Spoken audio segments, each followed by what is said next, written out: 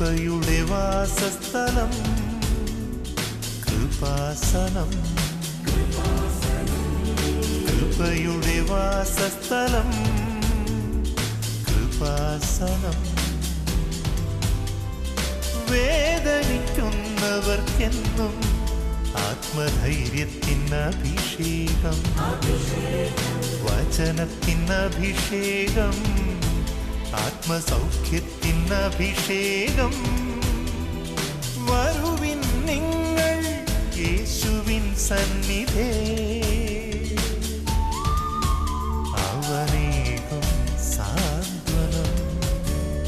കൃപയുടെ വാസസ്ഥലം കൃപാസനം, കൃപയുടെ വാസസ്ഥലം കൃപാസനം.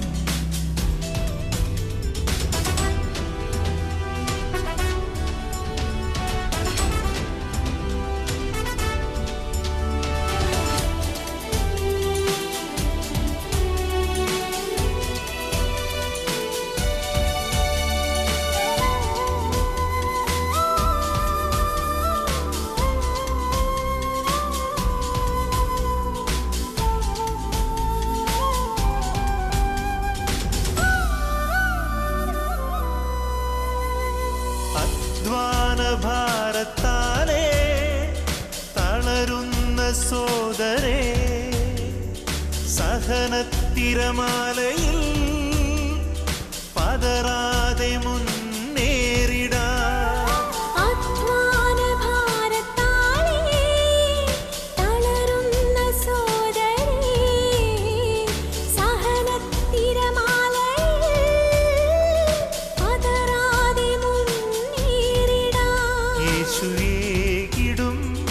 അഭിഷേകം സാന്ത്വനാഭിഷേകം, യേശുവേകിടും അഭിഷേകം സാന്ത്വനാഭിഷേകം. Hallelujah, hallelujah. ഈശോയേ, നിന്റെ ശക്തി ഈ സമയം ഈ ആലയത്തിൽ പ്രകടമാക്കണമേ എന്ന് പ്രാർത്ഥിക്കുന്നു. സിഹിയോൻ മാളികയിൽ ദൈവമാതാവിനോട് പ്രാർത്ഥിച്ച അപ്പോസ്തല സമൂഹത്തിലേക്ക് ആത്മാവിന്റെ അഗ്നി അയച്ചതുപോലെ ഞങ്ങളുടെ സമൂഹത്തിലേക്ക് ആത്മാവിന്റെ ശക്തി അയക്കണമേ. പുത്തൻ പന്തക്കുസ്ത അനുഭവം നൽകണമേ. സാക്ഷികളാക്കണമേ. ആരാധന.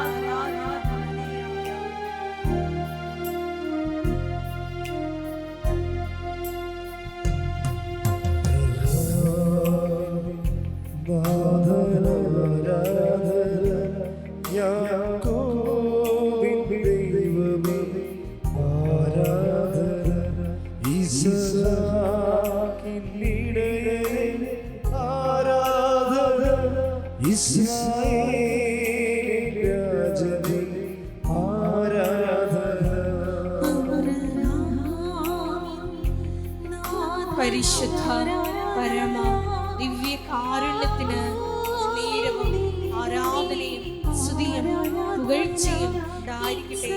പരിശുദ്ധ പരമ ദിവ്യ കാരുണ്യത്തിന് നേരവും ആരാധനയും സ്തുതിയും പുകഴ്ചയും ഉണ്ടായിരിക്കട്ടെ. പരിശുദ്ധ പരമ ദിവ്യ കാരുണ്യത്തിന് നേരവും ആരാധനയും സ്തുതിയും പുകഴ്ചയും ഉണ്ടായിരിക്കട്ടെ.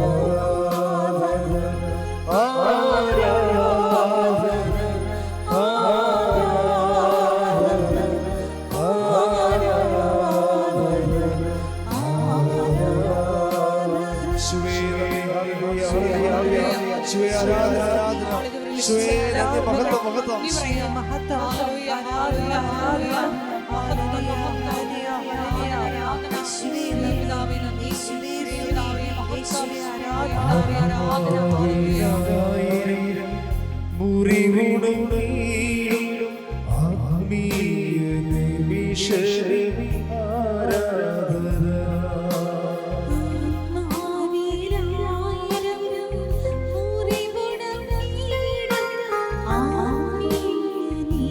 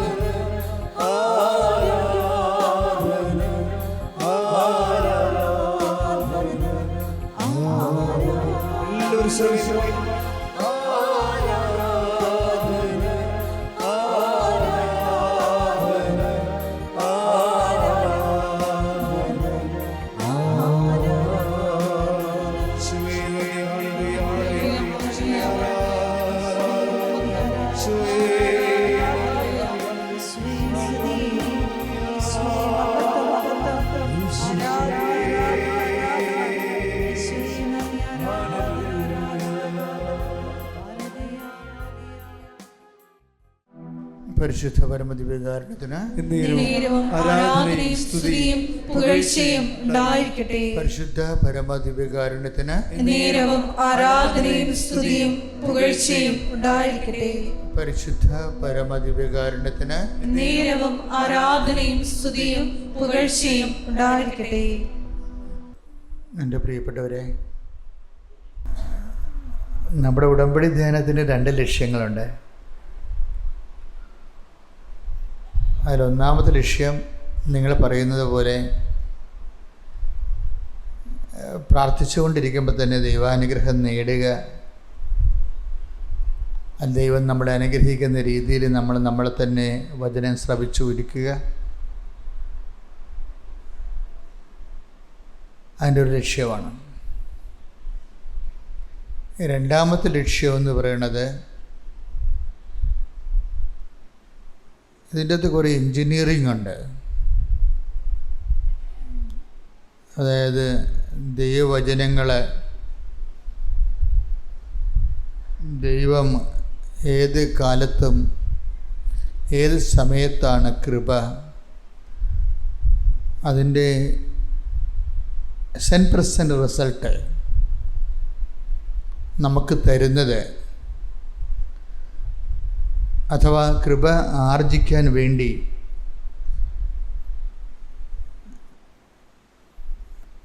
നമ്മൾ എങ്ങനെയാണ് നമ്മളെ ട്യൂൺ ചെയ്തെടുക്കേണ്ടത്, അതിൻ്റെ അത് എൻജിനീയറിംഗ് ഉണ്ട്.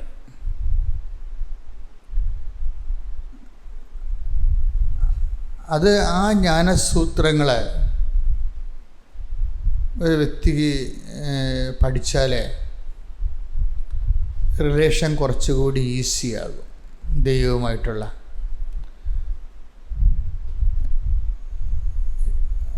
നമ്മുടെ മുമ്പിൽ എപ്പോഴും വന്നിട്ടുള്ള ഒരു ചലഞ്ച് എന്ന് പറയുന്നത്, ക്രിസ്ത്യാനിറ്റിയുടെ എല്ലാവിധ അനുഗ്രഹങ്ങളും കൃപകളും എല്ലാം നമ്മളിലേക്ക് വരുന്നതിൻ്റെ പിന്നിൽ ഒറ്റ നോബാണ്. എന്താണ്? ദൈവത്തെ അറിയുക. അത് ഭയങ്കര സീരിയസ് ആയിട്ട് നിങ്ങളെടുക്കണം. ഈ നിത്യജീവൻ പോലും അടിസ്ഥാനപ്പെട്ടിരിക്കുന്നത് ദൈവത്തെ അറിയുന്നതിലൂടെയാണ്. ഡോർ ഓപ്പൺ ചെയ്യുന്നത്, എല്ലാ നിത്യജീവൻ്റെ പോലും ഡോർ ഓപ്പൺ ചെയ്യുന്നതും അതെല്ലാം താക്കോലെന്ന് പറയുന്നത് ദൈവത്തെ അറിയുന്നതിലൂടെയാണ്. അപ്പോൾ അനുദിന ജീവിതത്തിലും അത് തന്നെയാണ് വിഷയം. അനുദിന ജീവിതത്തിൻ്റെയും തടസ്സങ്ങളെ മാറ്റുന്നതിനും അനുഗ്രഹം പ്രാപിക്കുന്നതിനുമുള്ള താക്കോല് ദൈവത്തെ അറിയുന്നതാണ്. അപ്പോൾ നമ്മുടെ പ്രഥമ ദൃഷ്ടിയ നമുക്ക് ക്യാഷ് ആൻഡ് കൈൻഡ്, ജോലി, വീട്, വിവാഹം, അങ്ങനെ എന്തെങ്കിലും കാര്യങ്ങളൊക്കെ നമ്മൾ ഉടമ്പടിയിൽ വെക്കണമെങ്കിലും ഇത് ആദ്യത്തെ ഫേസിൽ ചിലർക്ക് വർക്കൗട്ട് ചെയ്യത്തില്ല. അപ്പോൾ വർക്കൗട്ട് ചെയ്യാത്തത് കാരണം അവർ അത് തെറ്റായിട്ട് ഉടമ്പടി ചെയ്തത് കൊണ്ടോ ഉടമ്പടി ഉഴപ്പിയത് കൊണ്ടോ ചിലർക്ക് വർക്കൗട്ട് ചെയ്യത്തില്ല. ചിലർക്ക് ഉടമ്പടി വൃത്തിയും മേനയുമായിട്ട് ചെയ്താലും വർക്കൗട്ട് ചെയ്യത്തില്ല. അപ്പോൾ നിങ്ങൾക്ക് അതെന്ത് പരിപാടിയാണ് അങ്ങനെ പറയണത്? വൃത്തിയും മേനയായിട്ട് ഉടമ്പടി ചെയ്താൽ വർക്കൗട്ട് ചെയ്യുക. അത് നിങ്ങളെ കുറച്ചുകൂടി ഗുരുതരമായ ഉടമ്പടിയുടെ ഒത്തിരി ലെസൺസ് ഉണ്ട്.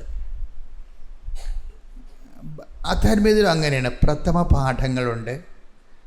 അത് വിശ്വാസത്തിൻ്റെ take the word of God, വിശ്വാസത്തിൻ്റെ പ്രഥമ പാഠങ്ങൾ പിന്നിട്ട് നമുക്ക് പക്വതയിലേക്ക് വളരാം. ശ്രുതികളുടെ ഹല്ലേലൂയ, ഹല്ലേലൂയ, ഹല്ലേലൂയ, ഹല്ലേലൂയ. യേശുവേ നന്ദി, ഹല്ലേലൂയ, ഹല്ലേലൂയ, ഹല്ലേലൂയ. യേശുവേ ആരാധന, ആരാധന, ഹല്ലേലൂയ. ഹെബ്രായർ 6:1. ഹെബ്രായർ 6-ാം അധ്യായം, ഹെബ്രായ ലേഖനം 6-ാം അധ്യായം 1-ാം വാക്യം. അതിനാൽ ക്രിസ്തുവിന്റെ വചനത്തിന്റെ പ്രഥമ പാഠങ്ങൾ പിന്നിട്ട് നമുക്ക് പക്വതയിലേക്ക് വളരാം. ഈ പ്രഥമ പാഠങ്ങൾ എന്ന് പറയുന്നത് പ്രാർത്ഥിക്കുന്നു, അനുഗ്രഹം പ്രാപിക്കുന്നു, അതാണ് പ്രഥമ പാഠം. കർത്താവ് ഇവരുടെ ഇൻഫ്രാസ്ട്രക്ചർ നോക്കുമ്പോൾ, പരിശുദ്ധാത്മാവ് നിങ്ങളെ വിവേചിക്കുമ്പോൾ കൂടുതൽ പഠിക്കാൻ സാധ്യതയുള്ളവരാണെന്ന് കണ്ടു കഴിഞ്ഞാൽ പ്രഥമ പാഠം തരത്തില്ല. നീ വെയിറ്റ് ചെയ്യാൻ പറയും. അതാണ് വിഷയം. അല്ല, നിങ്ങളിപ്പോൾ ഒരു ഉടമ്പടി എടുത്ത് അത് അനുഗ്രഹം കിട്ടില്ലെങ്കിൽ 4 കാലം വീണ് ഓർഡർ പാർട്ടിയാണെങ്കിൽ എന്തെങ്കിലും നക്കാപ്പിച്ച കൊടുത്ത് അവിടെ ഇടുകയേ ഉള്ളൂ. കാര്യം വെച്ച് കഴിഞ്ഞാൽ ഏതായാലും കഷ്ടപ്പെട്ട് ദൈവത്തെ അറിയാൻ വേണ്ടി ഒരു ജീവിതത്തിൻ്റെ കണ്ണീർ കാലത്ത് വന്നില്ലേ, നിനക്ക് മുമ്പോട്ട് പഠിക്കാനുള്ള ബുദ്ധിയൊന്നുമില്ല. അപ്പം അതുകൊണ്ട് അത്യാവശ്യം അനുഗ്രഹങ്ങളെ കൊടുത്തിട്ട് ഇതാണ് നിൻ്റെ വഴി, ഇവിടം വരെയാണെന്ന് പറയും. പക്ഷേ നിനക്ക് പഠിക്കണമെന്ന് സാധ്യതയുള്ളത് ഉള്ളിൽ ദൈവസ്നേഹം ഉണ്ടാവും, പ്രത്യാശ ഉണ്ടാവും, വിശ്വാസം, പ്രത്യാശ, ദൈവസ്നേഹം. അപ്പം അങ്ങനെയൊക്കെ സാധ്യത ദൈവാത്മാവ് സാധ്യത പരിശോധിച്ച് കഴിഞ്ഞാൽ ആദ്യത്തെ കാലത്ത് അടയാളങ്ങൾ കുറയും. അപ്പോൾ എന്നിട്ട് ഈ അടയാളം കുറയുമ്പോൾ ഇവർക്ക് ഈ അടയാളം കുറയുന്നവർക്ക് 90% പേർക്ക് പ്രശ്നങ്ങളൊന്നുമില്ല. അവർക്ക് അറിയാം ഇന്നല്ലെങ്കിൽ നാളെ സമയം ആകുമ്പോൾ ദൈവം തങ്ങളുടെ കാര്യത്തിൽ തീരുമാനം ഉണ്ടാകും. കാരണം ദൈവത്തിനുള്ള വിഷയം എന്ന് പറയുന്നത് എല്ലാം സാധ്യമാണ്. ദൈവത്തിന് എല്ലാം സാധ്യമാണ്, പക്ഷേ എല്ലാം ഈസിയല്ല. അപ്പോൾ നിങ്ങളവർക്ക് ഇത് എന്നാ പരിപാടി അച്ഛൻ ഈ പറയണമെന്ന് ചോദിക്കും. അത് നിങ്ങൾ വളരെ ശ്രദ്ധിച്ച് കേൾക്കണം. അച്ഛനെ കേൾക്കണം. ദൈവത്തിന് എല്ലാം സാധ്യമാണെന്നേ പറഞ്ഞിട്ടുള്ളൂ, പക്ഷേ എല്ലാം ലളിതമാണെന്ന് പറഞ്ഞിട്ടില്ല. അച്ഛൻ പറഞ്ഞ മനസ്സിലായ? അതായത് എല്ലാം സാധ്യമാണ്. ശ്രദ്ധിക്കട്ടെ. ഹല്ലേലൂയ, ഹല്ലേലൂയ, ഹല്ലേലൂയ, ഹല്ലേലൂയ. യേശുവേ നന്ദി. ഹല്ലേലൂയ, ഹല്ലേലൂയ, ഹല്ലേലൂയ. മത്തായി 19:26. മത്തായി 19:26. ദൈവത്തിന് എല്ലാം സാധ്യമാണ്. പറഞ്ഞ ദൈവത്തിന് എല്ലാം സാധ്യമാണ്. അപ്പോൾ ഈ ഒരു വാക്ക് കഴിഞ്ഞ ദിവസങ്ങളിൽ ഞാൻ ധ്യാനിച്ചപ്പോൾ പരിശുദ്ധാത്മാവ് നൽകിയ ഒരു നോട്ടാണ്. ദൈവത്തിന് എല്ലാം സാധ്യമാണ്. അതിവിടെ മാത്രമല്ല, ലൂക്ക 1:37 പറയുന്നുണ്ട്, അല്ലേ? ലൂക്ക 1:37 സ്തുതിക്കട്ടെ. ഹല്ലേലൂയ, ഹല്ലേലൂയ, ഹല്ലേലൂയ, ഹല്ലേലൂയ. യേശുവേ നന്ദി. ഹല്ലേലൂയ, ഹല്ലേലൂയ, ഹല്ലേലൂയ, ഹല്ലേലൂയ, ഹല്ലേലൂയ. 1:37. ദൈവത്തിന് ഒന്നും അസാധ്യമല്ല. ദൈവത്തിന് ഒന്നും അസാധ്യം അല്ല. അപ്പോൾ ഇവിടെ ഒരു പ്രശ്നം കിടക്കണമെന്ന് വെച്ച് കഴിഞ്ഞാൽ, പരിശുദ്ധാത്മാവ് കഴിഞ്ഞ ദിവസം എന്നോട് സൂചനയിൽ തന്നത് ദൈവത്തിന് എല്ലാം സാധ്യമാണ്, പക്ഷേ സാധ്യമാണെന്ന് വിചാരിച്ചുകൊണ്ട് എല്ലാം ലളിതമല്ല, സിമ്പിളല്ല എന്ന്. അത് ഭയങ്കര സീരിയസ് ജ്ഞാനമാണത്. അതെന്താ കാര്യം ലളിതമല്ലെന്ന് പറയാൻ, സിമ്പിളല്ലെന്ന് പറയാൻ കാരണം, സിമ്പിൾ ആയിരുന്നെങ്കിൽ, എന്തുകൊണ്ടാണ് സിമ്പിൾ അല്ലാത്തതിൻ്റെ കാരണം വെച്ചാൽ ദൈവത്തിൻ്റെ നീതിബോധമാണ്. മനസ്സിലായില്ലേ? എല്ലാം ഇപ്പം നിങ്ങൾ പഠിച്ചില്ലേലും മറ്റവൻ്റെ കോപ്പി അടിച്ചാൽ ജയിക്കുമെന്നുണ്ടെങ്കിൽ എന്ത് സിമ്പിളാണ്. കോപ്പി അടിച്ചാലേ അടുത്ത് നിൽക്കണവൻ്റെ പരീക്ഷയിൽ നിന്ന് കോപ്പി അടിച്ചാൽ ജയിക്കുമെങ്കിൽ എന്ത് സിമ്പിളാണ്. പഠനം അത്ര സിമ്പിളല്ല, പരീക്ഷ ജയിക്കണം അത്ര സിമ്പിളല്ല. കാര്യം എന്താണ്? പഠിച്ചിട്ട് തന്നെയാണ് ജയിക്കേണ്ടത്. അതൊരു നീതിയുണ്ട് എൻ്റെ അടുത്ത്. എല്ലാ കാര്യത്തിലും നീതിയുണ്ട്. ശരിക്കും ദൈവ പൈതലിന് നീതി പൈതലെന്നാണ് ബൈബിൾ വിളിക്കുന്നത്. നീതി പൈതൽ ദൈവമായിട്ട് റിലേഷനിലായാൽ മാത്രമേ വിശുദ്ധിയിൽ വളരാൻ പറ്റത്തുള്ളൂ. കാര്യം വെച്ചാൽ നമ്മൾ സ്നേഹിക്കുന്ന ആളുമായിട്ട് ടേംസ് ആകാൻ എപ്പോഴും നമ്മൾ നോക്കത്തുള്ളൂ. ഇപ്പം ഈ വിശുദ്ധിയുടെ മാനദണ്ഡം എന്നുള്ള ദൈവസ്നേഹമാണ്. ശരിക്കും പറഞ്ഞാൽ എപ്പോഴും നമ്മൾ ഓർത്തേക്കണം. ഒരു വ്യക്തിക്ക് വിശുദ്ധി ഉണ്ടാകണമെന്ന് പറഞ്ഞു കഴിഞ്ഞാൽ വിശുദ്ധിയെ അല്ല നമ്മൾ ഫോക്കസ് ചെയ്യേണ്ടത്. വിശുദ്ധിയെ ഫോക്കസ് ചെയ്താൽ നമ്മുടെ കൂദാശകളും കാറ്റക്കിസമൊക്കെ ചില സമയത്തെങ്കിലും ടെക്നിക്കലായിട്ട് വിശുദ്ധിയിൽ നിലനിൽക്കാൻ വേണ്ടിയുള്ള ഒരു സാങ്കേതിക ജ്ഞാനമാണെന്ന് അറിയണമെന്ന് എനിക്ക് തോന്നിയിട്ടുണ്ട്. സാങ്കേതിക ജ്ഞാനത്തെക്കാളുപരി ആത്മബന്ധത്തിൻ്റെ ഒരു സ്വകാര്യ സ്നേഹജ്ഞാനമുണ്ട്. അതെന്ന് പറയുന്നത് ഈ ദൈവസ്നേഹത്തിലൂടെയാണ് വിശുദ്ധി വർദ്ധിപ്പിക്കുന്നത്. അപ്പം നമ്മൾ വിശുദ്ധിയെ അല്ല ഫോക്കസ് ചെയ്യേണ്ടത്. നമ്മൾ ഫോക്കസ് ചെയ്യേണ്ടത് ആരെയാണ്? കർത്താവിൻ്റെ ആത്മബന്ധമാണ് ഉണ്ടാക്കേണ്ടത്. ആത്മബന്ധം ഈശോയുമായിട്ട് ഉണ്ടായാൽ ഓട്ടോമാറ്റിക്കായിട്ട് വിശുദ്ധി ഉണ്ടാകും. കാര്യം വിശുദ്ധി എന്ന് പറയണത്, ഹോളിനെസ് എന്നൊക്കെ പറയണത് ദൈവസ്നേഹത്തിൽ നിന്ന് സ്നേഹം ഉണ്ടാകുമ്പോൾ അതിൻ്റെ പ്രോഡക്റ്റായിട്ട് ഉൽപ്പന്നമായിട്ട് വരണതാണ് ഈ വിശുദ്ധി എന്ന് പറയണത്. അപ്പം ദൈവസ്നേഹമാണ് വിഷയം. അപ്പം ദൈവസ്നേഹത്തിനുള്ള ഗുണം, ദൈവസ്നേഹത്തിൻ്റെ കറക്റ്റ് അനുഭവത്തിലേക്ക് ഉടമ്പടിയുടെ ശരിക്കും പക്കാ നിയോഗം എന്ന് പറഞ്ഞത് ദൈവസ്നേഹമാകണം. ഇന്നല്ലെങ്കിൽ നാളെ ആകണം മക്കളെ. ചിലപ്പോൾ ആദ്യ കാലങ്ങളാകാൻ നിങ്ങൾക്ക് പറ്റത്തില്ല. കാര്യം നിങ്ങൾ ചൂടുവെള്ളത്തിൽ നിൽക്കുന്ന ആളാണ്. ചൂടുവെള്ളത്തിൽ നിൽക്കുന്ന ആൾ അല്ലെങ്കിൽ ഒരു വറുത്ത മണ്ണിൽ നിൽക്കുന്ന ആളാണ്. അവർ പ്രഥമമായിട്ട് എന്താണ് ഫസ്റ്റ് എയ്ഡ് എന്താണ്? ആ മണ്ണിൽ നിന്ന് മാറ്റുക എന്നുള്ളതാണ് ഫസ്റ്റ് എയ്ഡ്, അല്ലേ? ചൂടുവെള്ളത്തിൽ നിൽക്കുകയാണെങ്കിൽ അവിടുന്ന് മാറുക എന്നുള്ളതാണ് ഫസ്റ്റ് എയ്ഡ്. അത് ഉടമ്പടി ഫസ്റ്റ് എയ്ഡ് നടക്കും. പക്ഷേ ഇവിടെ എന്ത് സംഭവിക്കണമെന്ന് വെച്ച് കഴിഞ്ഞാൽ, ഉടമ്പടി വരുമ്പോൾ തന്നെ നിങ്ങൾ ഈ ഫസ്റ്റ് എയ്ഡ് കൊണ്ട് തൃപ്തിപ്പെടുന്നവരാണ് ഒരു 10-60% ആൾക്കാർ. എന്നുവെച്ചാൽ ആ വസ്തു വിറ്റാൽ ഓക്കെയാണ്, തീർന്ന പരിപാടി. എല്ലാവരുടെ മനസ്സിലുമുള്ള ഒരു മനസ്സിരിപ്പാണ് 90 ദിവസത്തെ പരിപാടിയിലേ ഉള്ളൂ. ജയിച്ചാലും തോറ്റാലും നമുക്ക് പുറത്തു വരാനില്ല എന്ന് പറ്റും. പക്ഷെ 90 ദിവസത്തെ പരിപാടി അല്ല ഇത്. സത്യസന്ധമായിട്ട് ദൈവത്തെയാണ് നീ അന്വേഷിക്കണമെങ്കിൽ ഇത് ലൈഫ് ലോങ് ആയിട്ടുള്ള കമ്മിറ്റ്മെൻറ്റാണ്. എന്താ കാര്യം? ഈ ദൈവസ്നേഹം എന്ന് പറഞ്ഞ് എന്തുമാത്രം ഉണ്ടെന്ന് നമുക്കറിയാൻ പറ്റത്തില്ല. പൗലോസ് ഈ ദൈവസ്നേഹം അനുഭവിച്ചിട്ട് പറഞ്ഞത്, ഈ ആപത്ത് വന്നാലും ഐ ഡോണ്ട് മൈൻഡ് എന്ന് പറയും, നഷ്ടം വന്നാലും ഐ ഡോണ്ട് മൈൻഡ്.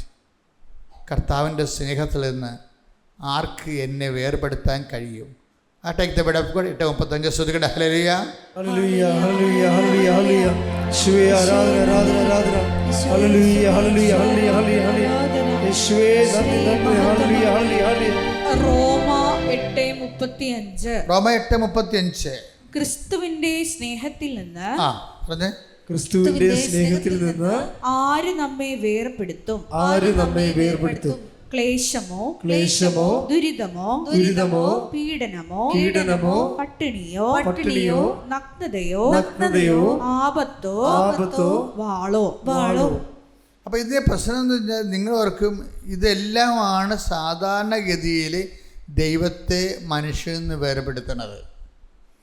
ദൈവത്തെ മനുഷ്യനിൽ നിന്ന് വേർപെടുത്തുന്നതും മനുഷ്യനെ നിരീശ്വരന്മാരാക്കുന്ന സാധനമാണ് ഇതെല്ലാം. ഈ നിരീശ്വരവാദം വന്നതെങ്ങനെ ഇവിടെ? ഇതുപോലെയുള്ള നെഗറ്റീവ് എക്സ്പീരിയൻസ് ആൾക്കാർക്ക് ഉണ്ടാകുമ്പോഴാണ് ഇത് വരുന്നത്. എന്തൊക്കെയാണ് ഈ നിരീശ്വരവാദമോ അല്ലെങ്കിൽ ഈശ്വര വിശ്വാസക്കുറവോ വിശ്വാസ അപാചയം വരണ കാര്യങ്ങൾ എന്തൊക്കെയാണെന്ന് നോക്കിയേ, ഒന്ന് വായിച്ച്. ക്ലേശങ്ങൾ വരുമ്പോൾ വിശ്വാസം തന്നു പോകും ശരിക്കും. അപ്പോൾ അത് അധർമ്മം വർദ്ധിക്കുമ്പോൾ, ക്ലേശം വെച്ച് കഴിഞ്ഞാൽ പലതും കൊണ്ടും ഉണ്ടാകല്ല, അധർമ്മം കൊണ്ടും ഉണ്ടാകാം. അധർമ്മം വർദ്ധിക്കുമ്പോൾ 24:12 അധർമ്മം വർദ്ധിക്കുന്നതിനാൽ പലരുടെയും സ്നേഹം തണുത്തു പോകും. പലരുടെയും എന്നല്ല, എല്ലാവരുടെയും എന്ന് പറഞ്ഞിട്ടില്ലേ. ചില അപ്പാവികളുടെ ദൈവസ്നേഹമാണ് തണുത്തു പോണത്. അപ്പോൾ ഇതാണ് നമ്മൾ ടാർഗറ്റ് ചെയ്യേണ്ട സംഭവം. എന്ന് വെച്ച് കഴിഞ്ഞാൽ ചില സമയത്ത് അധർമ്മം വർദ്ധിക്കും. അധർമ്മം എന്ന് പറയണ ഇപ്പോൾ തന്നെ ഉദാഹരണത്തിന് പല വീടുകളിൽ അധർമ്മം അനുഭവിക്കുന്നത് ഒത്തിരി പേരുണ്ട്. അപ്പോൾ അധർമ്മം വർദ്ധിക്കുമ്പോൾ സ്വാഭാവികമായിട്ടുള്ള ഓട്ടോമാറ്റിക് പ്രോസസ്സ് എന്താ പറയണത്?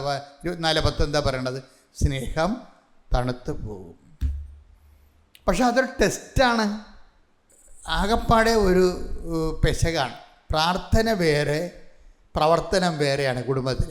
അത് കാരണം പ്രാർത്ഥനയ്ക്ക് നമുക്ക് വിശ്വാസമില്ല. എന്താ നീ ഇളയ മരുകൾ എന്തിനാണ് കൊച്ചിനെയും കൊണ്ട് പ്രാർത്ഥിക്കുന്ന നടക്കുന്ന സമയത്ത് കൊച്ചിനെ നുള്ളി നോവിച്ച് നിലവിളിപ്പിച്ച് എന്തിനാണ് അവൾ പുറത്ത് പോണത്? അവൾക്ക് ഇതിനോട് പ്രതിഷേധമാണ്. ഇളയ മരുമകളെ ആ കൊച്ചിനെ ഇങ്ങനെ പാല് കൊടുത്ത് വെറുതെ ഉറങ്ങി കിടന്ന കൊച്ചിനെ എടുത്ത് നുള്ളു ഇരുട്ടത്ത് വെച്ചോണ്ട് അവരുടെ കാഹിന്ന് പറഞ്ഞ് നിലവിളിക്കും. ഓരോരോ പറഞ്ഞ് ഇവൾ ചാടി പുറത്ത് വീഴും. അവളുടെ മനസ്സിരിക്കണത് എന്തിനാണ്? ഈ പണ്ടാരത്തിലൂടെ പ്രാർത്ഥിക്കണം നല്ലത്, ഒറ്റക്ക് പ്രാർത്ഥിക്കണം എന്ന് വിചാരിക്കും. അധർമ്മം വർദ്ധിക്കുന്നുണ്ട. അധർമ്മം വർദ്ധിക്കുമ്പോൾ ദൈവസ്നേഹം തണുത്തു പോവുകയാണ്. ഇത് കുറേ മനുഷ്യരുടെ പ്രശ്നമാണ്. എന്ന് വെച്ചാൽ നിങ്ങളുടെ പല ദൈവസ്നേഹവും അളക്കണതും തൂക്കണതും അത് വെരിഫൈ ചെയ്യണതെല്ലാം വീട്ടിലുണ്ടാകുന്ന ചില ചിലവർ ഇവരെന്തിനാ കുർബാന സ്വീകരിക്കണത്, ഇവർ വീട്ടിൽ വന്ന് കാണിക്കുന്ന കാട്ടായം കണ്ടു കഴിഞ്ഞാൽ ദൈവം പോലും ആ നാട്ടിൽ നിന്ന് ഓടിക്കളയെന്ന് പറയും. കാര്യം ശരിയാണ്. അതുകൊണ്ട് തന്നെയാണ് പല ആൾക്കാരുടെയും വിശ്വാസം തണുത്തു പോയിരിക്കുന്നത്. ശ്രദ്ധിക്കട്ടെ. ഹല്ലേലൂയ, ഹല്ലേലൂയ, ഹല്ലേലൂയ, ഹല്ലേലൂയ. എന്നെ കുരിശോളം വലുതാക്കണേ, നിന്റെ സ്നേഹത്തിൻ നിഴലാക്കണേ. എന്നെ കുരിശോളം വലുതാക്കണേ, നിന്റെ സ്നേഹത്തിൻ നിഴലാക്കണേ.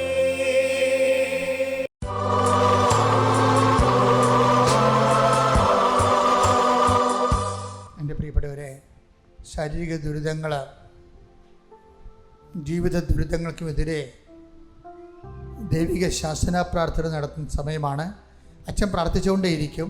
ആ അഭിഷേക സമയത്ത് മക്കളെ ഇടിമുഴക്കം പോലെ സ്തുതിച്ചുകൊണ്ടേയിരിക്കണം. കർത്താവ് നിങ്ങളെ അവിടുത്തെ തിരുമുറുപാർന്ന വലതുകരം കൊണ്ട് സ്പർശിച്ചുകൊണ്ട് വിടുതൽ നൽകിക്കൊണ്ടും സൗഖ്യം നൽകിക്കൊണ്ടും ഇരിക്കും. ശ്രുതികട. ഹല്ലേലൂയ. കർത്താവ് നിന്റെ ഉന്നതമായ നാമത്തിന് സ്തോത്രം ചെയ്യുന്നു. കർത്താവ് നിന്റെ വിശുദ്ധ പൗരോഹിത്യത്തെ മഹത്വപ്പെടുത്തണമേ. കർത്താവ് സഭയിലുള്ള സാന്നിധ്യം പ്രകടമാക്കണമേ.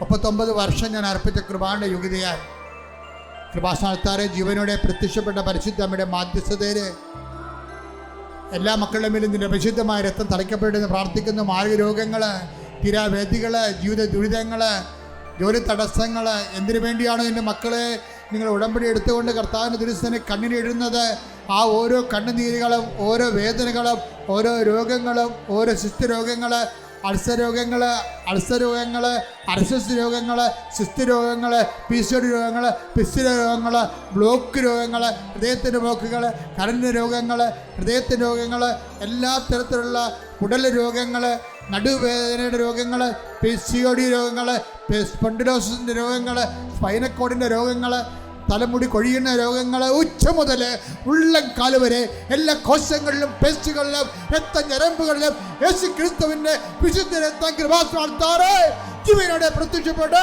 പരിശുദ്ധയുടെ മാധ്യസ്ഥതയിൽ യേശുവിന്റെ നാമത്തിൽ മാർഗരോഗങ്ങൾ മാറിപ്പോകട്ടെ. തീരവേദികള്, ജീവിത ദുരിതങ്ങള് യേശുവിന്റെ നാമത്തില് മാറിപ്പോകട്ടെ. ഹല്ലേലൂയ, ഹല്ലേലൂയ, ഹല്ലേലൂയ, ഹല്ലേലൂയ. യേശുവേ നന്ദി, നന്ദി, നന്ദി. ഹല്ലേലൂയ, ഹല്ലേലൂയ, ഹല്ലേലൂയ, ഹല്ലേലൂയ, ഹല്ലേലൂയ. യേശുവേ ആരാധന, ആരാധന, ആരാധന. യേശുവേ ഹല്ലേലൂയ, ഹല്ലേലൂയ, ഹല്ലേലൂയ.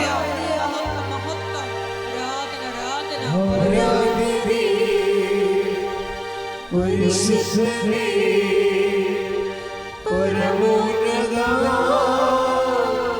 യേശുവേ, അണയുന്നു ഞാൻ തിരുമുൻപിലാ,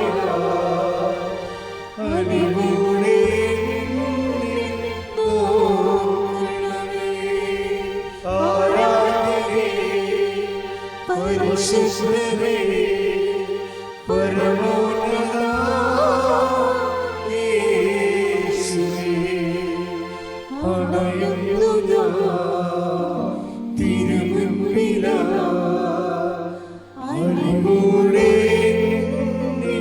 നോക്കണമേ.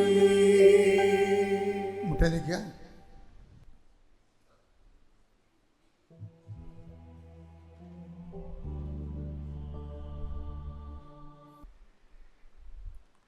മൗനമായി പ്രാർത്ഥിക്കട്ടെ. സമാപന ആശീർവാദം.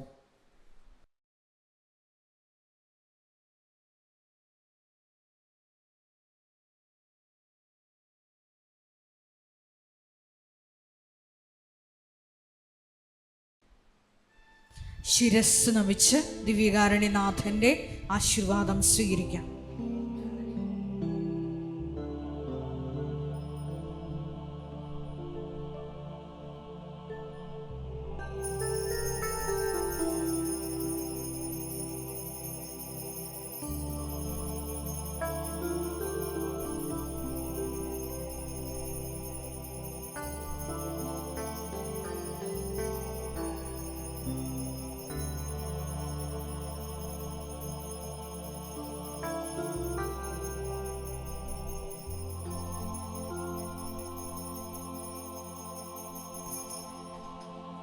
പരിശുദ്ധ പരമ ദിവ്യകാരുണ്യമേ, ഇന്നും എന്നും അങ്ങേക്ക് ആരാധന. പരിശുദ്ധ പരമ ദിവ്യകാരുണ്യമേ, ഇന്നും എന്നും അങ്ങേക്ക് ആരാധന. പരിശുദ്ധ പരമ ദിവ്യ